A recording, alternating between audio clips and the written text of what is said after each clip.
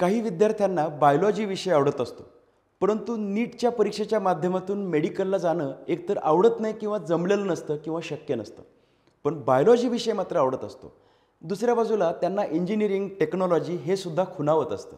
ह्या दोघांचं exact combination म्हणजे बायोटेक्नॉलॉजी.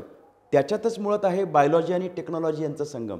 परंतु ते ज्या प्लॅटफॉर्मच्या खाली तुम्ही करणार आहात तो कोर्स आहे बॅचलर ऑफ टेक्नॉलॉजी म्हणजे इंजिनिअरिंगचा कोर्स.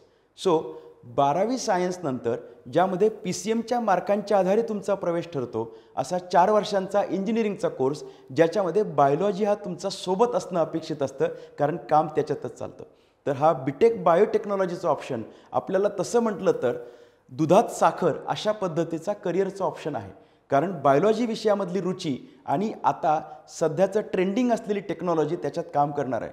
इथून पुढच्या विश्वामध्ये आपल्याला पॉप्युलेशन आणि उपलब्ध रिसोर्सेस याचा विचार करता आणि अजूनही पेंडिंग असलेली अनेक तंत्रज्ञान पाहता बायोटेक्नॉलॉजीमध्ये अनेक संशोधनात्मक गोष्टी घडतील आणि त्या प्रॉडक्ट आणि सर्व्हिसेस म्हणून पुढे येतील असं चित्र आहे. त्यामुळे हा कोर्स स्कोप असलेला करिअर स्कोप आहे. फक्त आवड मात्र आपल्याला बायोटेक्नॉलॉजी संदर्भात असणं अपेक्षित आहे.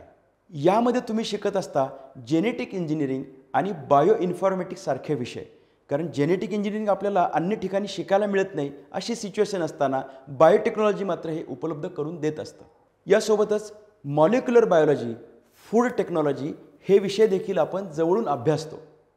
बायोकेमिस्ट्रीसारखा विषय जो आव्हानात्मक विषय आहे हा सुद्धा या कोर्समध्ये आहे.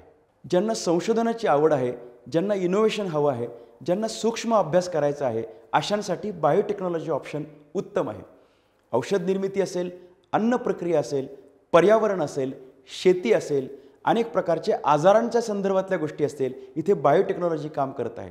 आणि म्हणून बायोलॉजी आणि टेक्नॉलॉजीचा संगम असलेला बीटेक बायोटेक्नॉलॉजीचा ऑप्शन आपल्यासाठी इथून पुढच्या काळामध्ये एकत्रित हायब्रिड अशा पद्धतीचा ऑप्शन असल्याने यशाची पूर्णपणे ग्वाही देणार याबद्दल शंका नाही.